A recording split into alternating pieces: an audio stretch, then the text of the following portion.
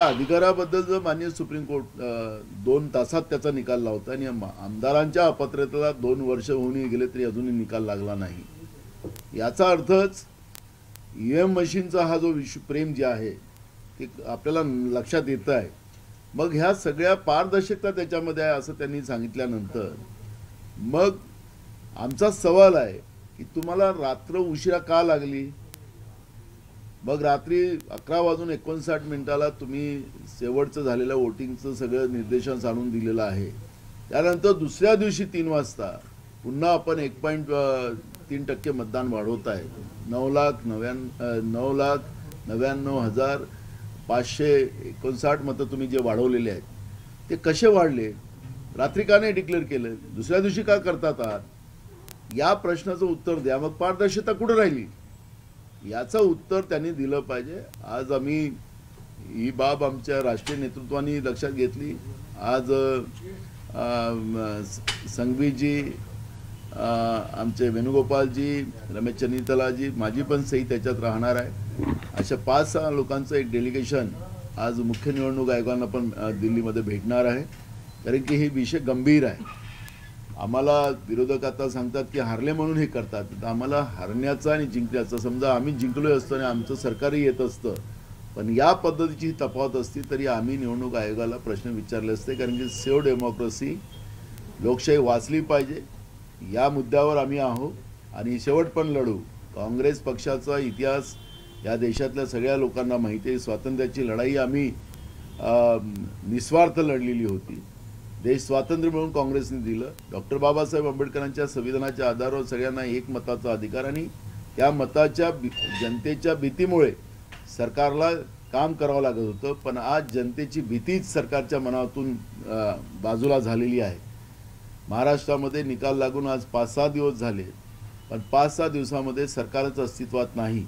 शेतकऱ्यांचे प्रश्न अजूनही त्यांचा कापूस खरेदी केला जात नाही, सेंटर सुरू झाले नाहीत, धानाच्या खरेदी केंद्र सुरू झाले नाहीत, सोयाबीन खरेदी केंद्र सुरू झाले नाहीत, शेतकऱ्यांना वाऱ्यावर सोडण्याचं काम झालं। मोठ्या प्रमाणात आत्महत्या शेतकऱ्यांच्या वाढत चाललेल्या आहेत। तरुणांच्या नोकऱ्यांचा प्रश्न आहे।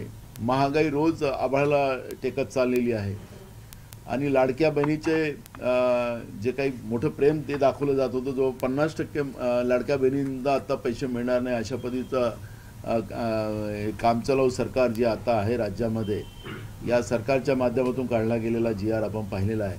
त्यामुळे या सगळ्या विषयाचं गांभीर्य का नाही?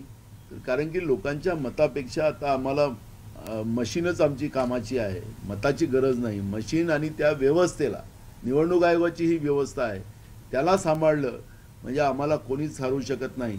ही जी भीती झालेली आहे हीच खऱ्या अर्थानं लोकशाहीला घातक आहे आणि म्हणून आमचं आता याच्यावर एक मोठं आम्ही याला न्यायालयीन पण लढाई लढू आम्ही। आणि दुसरं, आज मुख्य निवडणूक आयोगाला आमचं जे डेलिगेशन राष्ट्रीय मिळायला चाललं त्यामागचा उद्देशच आहे की निवडणूक आयोगाने या सगळ्या प्रश्नांचे उत्तर दिले पाहिजे। आम्ही न्यायालयीन पण लढाई लढू आणि ही रस्त्यावरची पण लढाई लढू, ही भूमिका काँग्रेस पक्षाची आहे। कारण की लोकतंत्र, लोकशाहीच आता धोक्यात आलेली आहे आणि ही लोकभावना आहे, हे फक्त काँग्रेस पक्षाचंच मत नाही, हे जनभावना आहे आणि ह्या जनभावनेची लढाई काँग्रेस लढेल आणि लोकशाही वाचवेल। सुधीर मुनगंटीवार म्हणाले की जर का तुमचा ईव्हीएमवर आक्षेप असेल तर ज्या राज्यामध्ये ईव्हीएमच्याच निवडणुकीमध्ये तुमचं सरकार स्थापन झालं तिथले सरकार राजीनामा देईल का? याला धरून एक प्रश्न आहे। पृथ्वीराज चव्हाण म्हणाले की मी इंजिनियर आहे आणि मी खात्रीने सांगू शकतो हॅक होऊ शकतो। मी मशीनचं बद्दलचं बोलतच नाही आहे। मुनगंटीवारला काय वाटतं मला माहिती नाही आहे। आताच लोकसभेमध्ये त्याच्याच मतदारसंघात 47 मतांनी हारले, ते 1000 मतांनी हारले।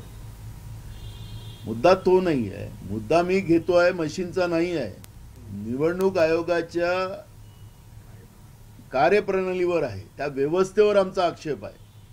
आमचा मशीनवर आक्षेप नाही आहे। हा जो गैरसमज आहे, हवेत गेलेली लोक, सत्तेची मस्ती, फुकटात मिळालेली सत्ता, म्हणजे घाम नाही गाळला, लोकांमधून त्यांना मतदान झालेलं नाही आहे हे लोक म्हणतात आहे, मी नाही म्हणत आहे।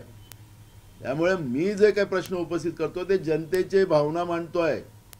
आम्ही मतदान केलेलं नाही, हे आले निवडून कसे, ही जनता म्हणत आहे, नाना पटोले नाही म्हणत आहे। त्यामुळे मी मशीनवर माझा आक्षेप नाही, निवडणूक आयोगाच्या व्यवस्थेवर आणि व्यवस्थापनावर, पारदर्शकतेवर ती पारदर्शकताच कुठं दिसत नाही. मग तुम्हाला ऑनलाईन सिस्टीम आहे. आरओ तुम्हाला पाठवतं स्टेट निवडणूक आयोगाला, स्टेट निवडणूक आयोग केंद्राच्या निवडणूक आयोगाला पाठवतं आणि त्याच्यानंतर त्यांच्या वेबसाईटला कोणाला किती मतं मिळाली ते येतात. मग हे सगळे आगळे त्यांना तातडीने जात असताना तुम्हाला रात्री 11:59 5 वाजताच्या नंतर बाकीचे आकडे तुम्ही केले. 58% मतदान झालं होतं. नंतर तुम्ही रात्री 11:59 तुम्ही 62 पॉईंट काही मतदान झालेलं आहे. दुसऱ्या दिवशी तुम्ही अजून त्याच्यामध्ये 1.3% तुम्ही आणखीन इन्क्रीज करतात आहेत. हे कशाचं होतं काय? हा प्रश्न माझा आहे. माझा मशीनवर इश्यूज नाही आहे. तुम्ही म्हणता की लोकांनी मतदान केलं नाही तर मग हे निवडून कसे आले? ईव्हीएम हे लोक म्हणतात आहेत. तुम्ही म्हणता की ईव्हीएम बद्दल पण तुम्हाला आक्षेप नाही, मग मला मी काय मी तुम्हाला पण प्रश्न कळला नाहीये. माझा प्रश्न असा आहे की मी जे काल आकडेवारी मांडली ते पुन्हा तुमच्या समोर अजून मांडतोय की निवडणूक आयोगाने 20 तारखेला 11:59 पहिले त्यांनी 5 वाजता जे आकडे दिले होते ते 58% दिलेले होते. मग 58% आकड्याच्या नंतर डायरेक्ट 11:59 त्यांनी 65.2% मतदान झालं असं जाहीर केलं. त्याच्यानंतर दुसऱ्या दिवशीच्या दुपारी 3 वाजता त्यांनी सांगितलं की 66.5% झाले. मग त्यांनी रात्री त्यांना हे डिक्लेअर करायचं होतं, रात्रीच करायला पाहिजे होतं. ऑनलाईन सिस्टीम आहे. आरोकडून जे माहिती जातं ते ऑनलाईन सिस्टीम आहे. तुम्हाला एवढा वेळ का लागला? दुसऱ्या दिवशी 3 वाजता तुम्ही जे आकडे दिलेले आहेत त्याच्यामध्ये 1.3% मतदान तुम्ही वाढवलं दाखवलेलं आहे. त्या आकड्यांची ही संख्या होते 1.3 ची 9,99,559. मग ही मतं वाढली कुठं? पारदर्शकतेच्या नावाखाली तुम्ही व्हिडिओ काढतात, फोटोग्राफी करतात. मग अशा 15-15, 20-20 किलोमीटर तर लाईन लागल्या नसतील. लागले असतील तर ते फोटो त्यांनी व्हिडिओ दाखवले पाहिजेत कुठं कुठं लाईनी लागल्यात. हे एवढं मतदान आलं कुठून? माझा प्रश्न तो आहे. झारखंडचा हा उल्लेख करतात. झारखंडमध्ये जे उशिरापर्यंत त्यांनी डिक्लेअर केलं 1.9% मतदान वाढलेलं आहे. मग महाराष्ट्रामध्ये 7.5% मतदान कसं वाढलं? मी गोळ्याचा मी आता त्याच्यावर येते, तो नंतर येईल डिटेल त्याच्यामध्ये. माझं निवडणूक आयोगाला जे माझे प्रश्न आहेत तो माझा अधिकार आहे. माझाच नाही तर राज्यातल्या प्रत्येक जनतेचा अधिकार आहे. तुम्ही या संदर्भात जन आंदोलन आम्ही सांगितलं ही आता आमची प्रक्रिया सुरू झालेली आहे. आम्ही न्यायालयीन लढाई लढू आणि रस्त्यावरची लढाई लढू. आम्ही दोन्ही करू. हे जो घोळ चाललेला आहे, लोकशाही संपवण्याचं पाप स्वतः निवडणूक आयोग करत असेल तर कदापि हे सहन केलं जाणार नाही. काँग्रेस ही लढाई आणि जनतेचा आवाज आणि लोकशाही वाचवण्यासाठी काँग्रेस लढेल, ही भूमिका आमची आहे. हे कोण गट्टीवार वगैरे काय काय बोलतात, आम्हाला मशीनचा आक्षेप नाही. आमचा निवडणूक आयोगाच्या व्यवस्थेचा आक्षेप आहे.